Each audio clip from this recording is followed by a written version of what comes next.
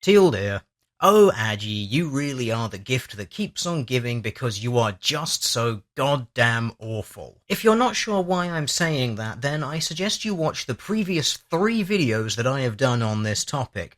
First up, Feminists Don't Understand ADDYI, previously entitled Feminists Don't Understand Medicine, in which we look at how incredibly ineffective this drug is, how at best it's basically useless and at worst downright dangerous for people to take, with the overwhelming majority of people who took the drug suffering from adverse effects, including but not limited to nausea, headaches, dizziness, low blood pressure, and passing out. Because obviously, the best effect for a drug that is designed to get you horny to have is to make you also black out. The second video would be a further look at ADDYI and Sprout Pharmaceuticals, in which we cover some of the ethical concerns regarding Sprout Pharmaceutical and some of its supporting organizations, with some questionable financial links between Sprout Pharmaceuticals and some of its supporting women's rights organizations that managed to force the FDA to put ADDYI through the approval process by basically declaring them sexists if they don't. And the third video which you'd want to check out is the media takes 6 months to report ADDYI BS, where the media, finally, 6 months after all of the data was available, decided to publish some stories telling everyone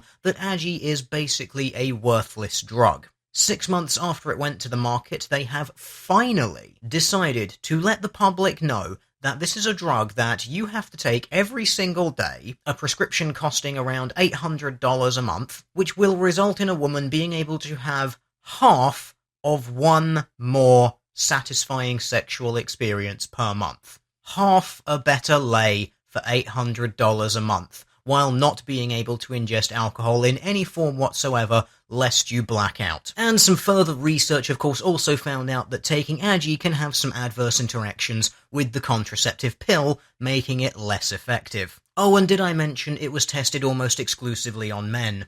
So it's a drug that'll get you horny, knock you out, and make you more likely to get knocked up. This is the drug which feminists and women's rights organizations forced through the FDA while accusing them of being sexist if they didn't. So consider that the teal deer of the last 3 chapters of this entire saga. Now let's move on to the next, because oh god, ADDYI just does not want to die. And the spin doctors turning any opposition to ADDYI into a tale of misogyny and hatred of women just will not accept that they have backed a bunk product. Valeant Pharmaceuticals, the company which bought ADDYI off of Sprout Pharmaceuticals for $1 billion, have decided to cut funding to ADDYI and to the sales force marketing it, in response to the fact that there is very little demand for this drug, probably owing to the fact that it is very ineffective and downright dangerous. But how is this being reported on in the media? Female Viagra, undone by drug makers' dysfunction. Yep, it's not the fact that the drug is terrible, it's not the fact that it has basically failed any sort of clinical trial that it's ever been through,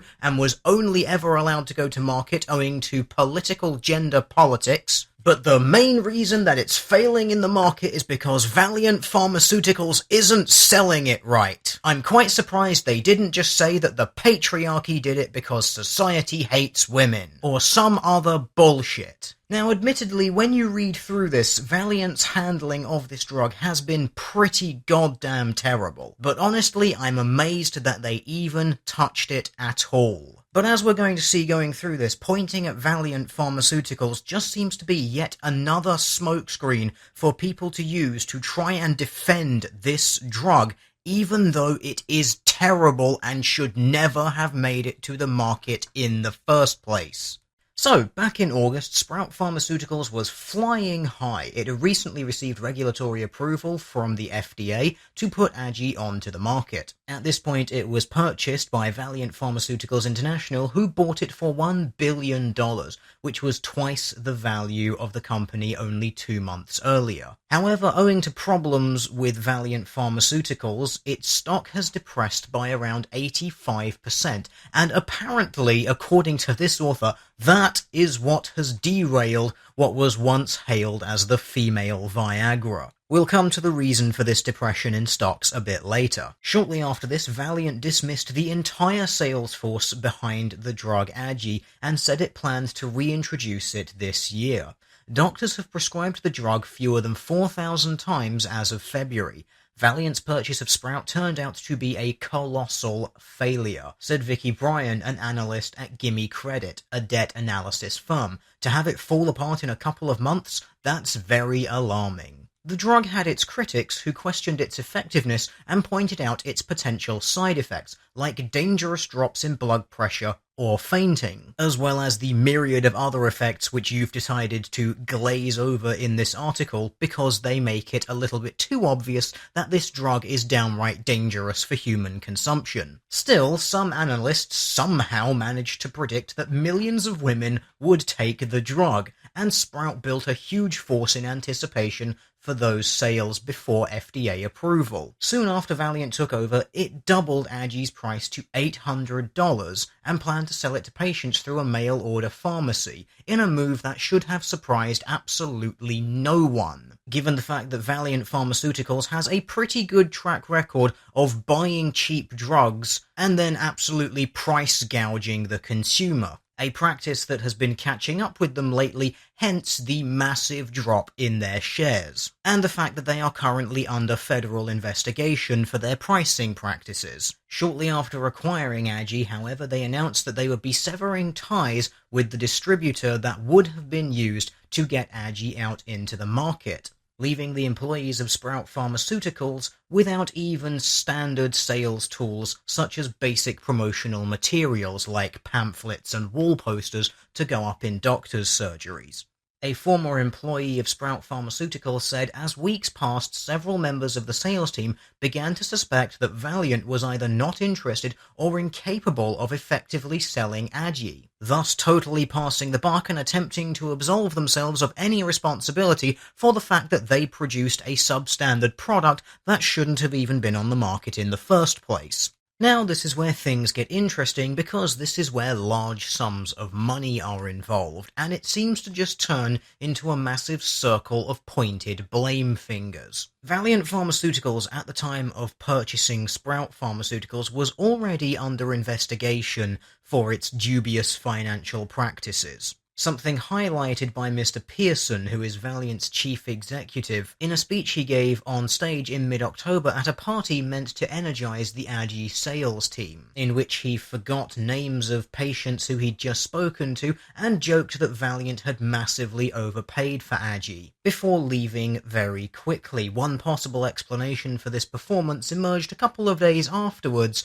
when Valeant disclosed that they had received subpoenas from federal prosecutors asking for information about its business practices, including its drug pricing decisions. Seems to me like Valeant Pharmaceuticals was rather banking on ADDYI being the big success that all of the feminist pressure groups said it would be, invested an absolute metric fuck ton of money in it to ensure that they would get the contract, and were going to rely on this product to dig them out of a very big hole. Unfortunately, it fucked up because ADDYI is a terrible product. But I love that these articles that we're looking at is trying to pin this on Valeant Pharmaceuticals as being the cause of the downfall of ADDYI. Valeant Pharmaceuticals have absolutely not helped the situation, but ADDYI was doomed long before they got their greasy paws on it. Shortly after the debacle with the marketing departments, a letter to Valeant from angry Sprout shareholders asked the company to explain its actions. Jonathan Schiller, who represents the Sprout shareholders, said in a statement that Valeant was not meeting the obligations it agreed to with Sprout, to the detriment of Sprout shareholders, Valeant's own shareholders, its debt holders, and the millions of women who would benefit from ADDYI. Yes, he actually said millions of women would benefit from ADDYI with a straight face. Today, as ADDYI struggles, Valeant's broader difficulties could limit its ability to invest in the drug's marketing effort. Dr. Streicher, the Chicago gynecologist, said she had prescribed the drug to only about 10 patients, to mixed reviews. "I see a lot of patients," she said, "and at the end of the day, it's not like they're lining up for it." Others say that ADDYI's struggles are for the best. "It wasn't a very good product," said Susan F. Wood, an associate professor of health policy at George Washington University, who opposed the drug's approval. "I'm happy that for once, the idea that this is going to be a female blockbuster drug didn't pan out." However, it seems like some of the people who have bought into the cult of ADWAY don't care, saying that they think the FDA approval would have been the main hurdle and not the financial and marketing mess that ensued. And they still labour under the delusion that there are millions of women who would arguably like access to this drug, but who can't get it. Newsflash: no one wants access to this drug. No one with any degree of common sense, no one with even the slightest inclination towards any sort of scientific knowledge. I have followed this drug meticulously since this story began when it first got through FDA approval about 8 months ago. I have looked through all of the research and presented on this channel meticulously all of the reasons why this drug is terrible. Even follow-up meta-studies which came out after my initial look at all of the old research have come to the same conclusion, that ADWAY is terrible. It is ineffective and it is dangerous. And the only reason it went through FDA approval was because of pressure from feminist groups and women's rights organizations. And still, no one is talking about that fact. No one is addressing the fact that the only reason this drug is available on the market right now is because a bunch of feminists pointed their fingers at the FDA and said they were sexist. Finally, the media started addressing the fact that this drug is ineffective. Only a few sources, but at least some of them were talking about it. And now what do we have? No, it's not the fact that the drug's ineffective. Let's ignore the fact that feminist organizations were the reason why this drug, which is actively harmful to women, was able to come to the market. Let's ignore the blatant astroturfing around Valeant Pharmaceuticals and the organization Even the Score. Let's ignore the fact that the National Organization of Women expressly flouted and reneged on their own demands for higher quality research in medicine before it went to market just to push this drug through approval. Let's ignore all of the medical evidence that this drug is just fucking cancer. Let's ignore all of that, and let's just say that the only reason that this drug is currently failing on the market is because it was mishandled by someone's marketing department. Of course, why not? Fuck evidence. Fuck research. Fuck reason. It's only failing because people are too incompetent to sell it right. No other reasons whatsoever.